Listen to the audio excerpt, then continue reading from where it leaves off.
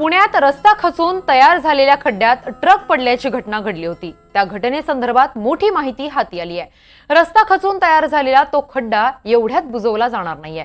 रस्ता खचून पडलेला खड्डा ही विहीर आहे की नाही हेही निश्चित नाहीये। त्यामुळे जिओलॉजिकल सर्व्हे ऑफ इंडियाच्या अहवालानंतरच पुढील कार्यवाही करण्यात येणार आहे।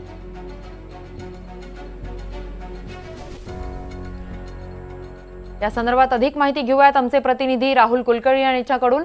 राहुल, पुण्यात जो खड्डा पडला ज्यामध्ये महापालिकेचा ट्रक पडलेला होता त्या संदर्भात महत्त्वाची माहिती समोर आलेली आहे। हा खड्डा जो आहे तो तुर्तास बुजवला जाणार नाहीये, कारण या ठिकाणी विहीर होती की नाही हे निश्चित झालेलं नसल्यामुळे हा खड्डा बुजवला जाणार नाही। तुम्हीच सर्वात पहिल्यांदा ही घटना घडल्यानंतर तुम्ही त्या ठिकाणी उपस्थित होतात आणि एनडीटीव्ही मराठीने सर्वात प्रथम बातमी दाखवली होती। या संदर्भात नेमके कोणकोणते मुद्दे आता बाहेर येत आहेत?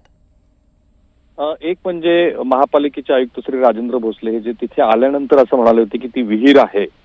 तेव्हाही तिथे 28-30 वर्ष काम करणाऱ्या पोस्टातल्या कर्मचाऱ्यांचं मत थोडंसं वेगळं होतं की ती विहीर आहे की नाही याची कुठलीच शहानिशा ही कागदोपत्री झालेली नाही। कारण जर ती विहीर असती तर तो पोकळ भाग असावायला हवा होता, तर तसं काही त्या कर्मचाऱ्यांना जाणवत नव्हतं, कारण शेकडो वाहन तिथे येत होते, हजारो लोक ये जा करत होते।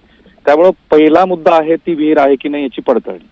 दुसरा मुद्दा आहे की काही तज्ज्ञांच्या मते पुण्यातल्या विशेषतः पेठ भागामध्ये नैसर्गिक पाण्याचे स्रोत खूप अधिक होते, ते वेगवेगळ्या इमारती आणि रस्ते बांधकामामुळे बुजवले गेले।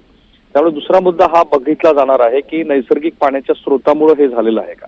आणि तिसरा त्याहून अधिक महत्वाचा मुद्दा म्हणजे जी वेगवेगळी इन्फ्रास्ट्रक्चरची कामं सुरू आहेत त्यामुळे भूस्तरीय रचनेमध्ये काही बदल झालेले आहेत का, ह्या सगळ्याचा अभ्यास करण्यासाठी भूजल सर्वेक्षण विभाग आणि तत्सम जी केंद्रीय यंत्रणा आहे ती यंत्रणा ह्या खड्ड्याचा नीट अभ्यास करणार आहे, त्याचा अहवाल देईल आणि नंतर त्या अहवालानंतरच हा खड्डा कोणी बुजवायचा हे ठरवलं जाईल। म्हणजे खड्डा कसा बुजवायचा ते यासाठी महत्वाचं आहे की पुण्यामध्ये जी वेगवेगळी कामं सध्या सुरू आहेत अशी घटना पुढे कुठेही घडू नये, आणि जर ती तशी संभावित कुठलीही घटना होण्याची शक्यता असेल तर त्याची किमान पक्षी माहिती असायला हवी। या दृष्टीनं हा अभ्यास महत्वाचा आहे आणि म्हणून शुक्रवारी 3:15 ही जी घटना घडली तेव्हापासून आजपर्यंत हा खड्डा तसाच ठेवण्यात आलेला आहे। इथे आता कोणालाही जाऊ दिलं जात नाहीये आणि प्रत्यक्षात अहवाल आल्यानंतर मग ती खड्डा बुजवण्याची प्रक्रिया सुरू होईल।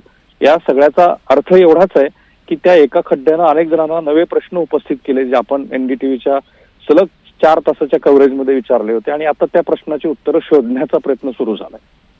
नक्कीच राहुल, धन्यवाद तुम्ही दिलेल्या सविस्तर माहितीसाठी।